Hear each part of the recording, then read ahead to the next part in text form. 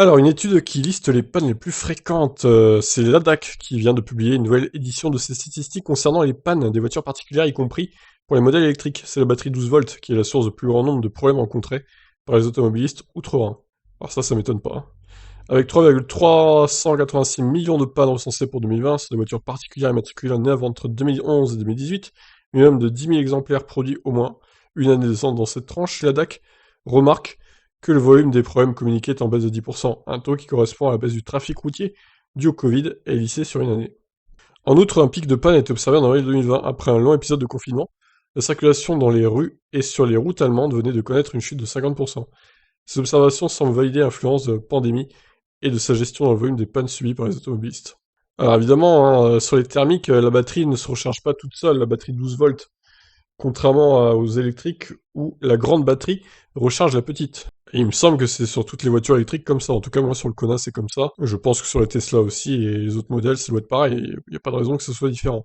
Il n'est pas vraiment étonnant, après plusieurs semaines d'immobilisation, dans une période de l'année qui peut encore connaître des épisodes de froid, que de plus nombreux cas de panne soient remontés concernant la batterie 12 volts. Lorsqu'il est abandonné plusieurs semaines, voire plusieurs mois, sans être rechargé, cet accumulateur au plomb peut flancher, surtout s'il est déjà en service depuis plusieurs années. Les voitures thermiques et électriques sont à ce niveau logées à la même enseigne, sauf pour ces dernières, quand un système maintient, ah oui voilà, la charge en puisant sur la batterie de traction. Ça c'est excellent ça. En moyenne, la batterie 12 volts dure 5 à 6 ans. Affirme la DAC.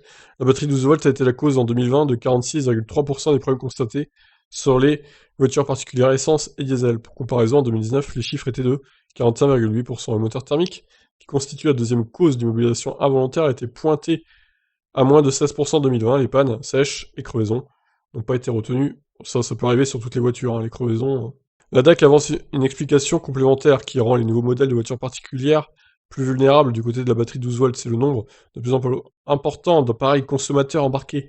Un phénomène qui touche d'ailleurs particulièrement les véhicules électriques. Une panne de batterie ne signifie pas qu'elle est forcément à changer. Elle n'aime pas se retrouver longtemps à une tension insuffisante. Si cet épisode n'a pas été trop long, la batterie 12 volts, une fois rechargée, peut continuer à assurer son service pendant des années. Toutefois, l'ADAC recommande aux automobilistes qui disposent d'un garage avec une prise domestique de maintenir le niveau d'énergie en branchant régulièrement un chargeur d'appoint. Les voitures électriques bénéficient d'une analyse à part. Pour elles aussi, c'est la batterie 12 volts qui était la principale source de panne en 2020 avec un score supérieur à 54%. Sérieux? C'est étonnant, l'absence de problèmes récurrents sur les moteurs met davantage encore en avant cet équipement. Sur un VE, la batterie 12 volts est indispensable également pour mettre en service le véhicule. Et même avant pour la simple ouverture des portes, qu'il est cependant possible d'obtenir d'une façon mécanique sur certains modèles. Des lecteurs ont plusieurs fois alerté sur une décharge relativement rapide quand un véhicule électrique reste plusieurs jours déverrouillé. Une habitude prise par de nombreux automobilistes qui disposent d'un garage sûr. Alors moi, même si j'ai un garage, je ferme ma voiture quand même, on sait jamais. Dans cette situation, des systèmes consommateurs en énergie peuvent demeurer en ville. Alors, pourcentage des pannes, 54% donc. La batterie 12 volts, c'est plus d'une panne sur deux quand même, c'est beaucoup je trouve. Électricité générale et éclairage 15%, les pneus 14,2%. Ils ont quand même compté les pannes quoi. Spécifique VE 4,4, c'est pas énorme. Chauffage, clim, ventilation 0,1 et anomalies diverses 12,2. Deuxième cause d'immobilisation, des problèmes d'électricité générale et d'éclairage pour 15%. Les pneus sont ensuite pointés à 14%. Les ennuis spécifiques aux véhicules électriques pèsent ensemble 4,4%. Ce qui est pas beaucoup, hein. Les systèmes de ventilation et gestion de la température, dont le chauffage et la clim, se font discrets avec seulement 0,1% des pannes. Il reste une part de 12,2% qui regroupe des anomalies diverses rencontrées au niveau de la carrosserie et du châssis, de la direction et des freins, de la transmission, etc. Ok, la DAC met en garde ses lecteurs contre une interprétation trop rapide qui pourrait être faite de ces chiffres concernant les véhicules électriques, notamment au niveau de la part minime des pannes qui concernent la batterie de traction, le moteur et la recharge.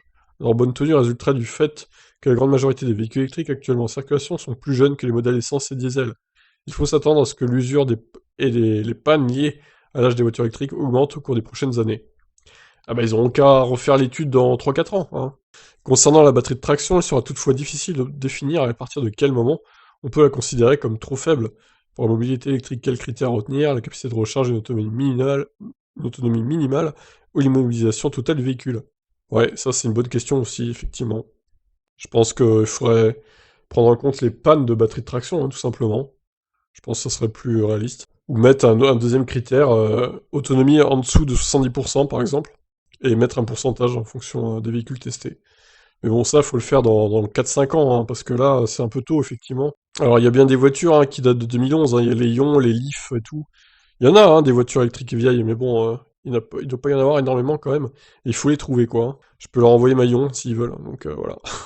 Bah écoutez, voilà, je vous laisse débattre dans les commentaires de ces chiffres. Allez, ciao.